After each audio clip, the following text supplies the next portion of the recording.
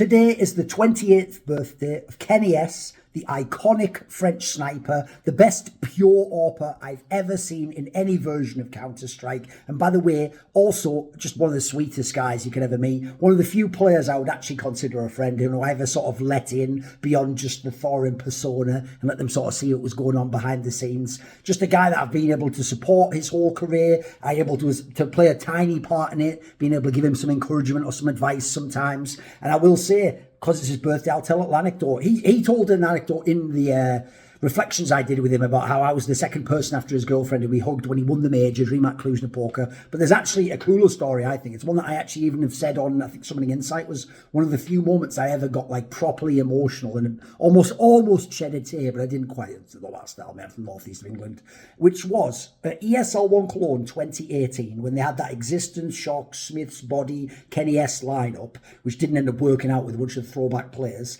kennyS was still in good form actually at this time, and in this tournament they did a bunch of upsets, beating Navi and teams like that, and they managed to get to the winners match in that ESL format where they played against Astralis, even took them close on a map. So they got into the arena part in the Lanxess, the top six, and in the 5th to 6th match they were playing against Big in a game they sadly lost, and it wasn't that great. But as they were doing the walkout, and you can actually go on the VOD, you can go on YouTube and check this out, it's at like 24 minutes 55 seconds or something on map 1 cash.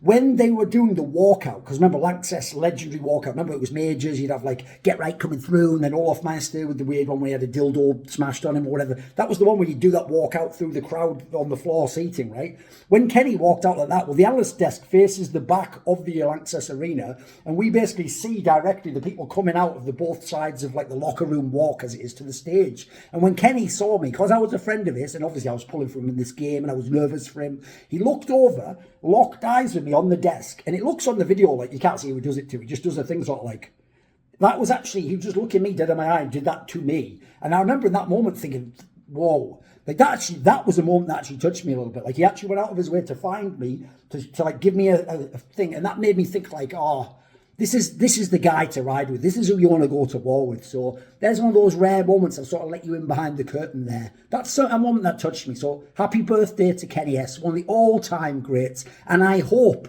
not done yet with his career.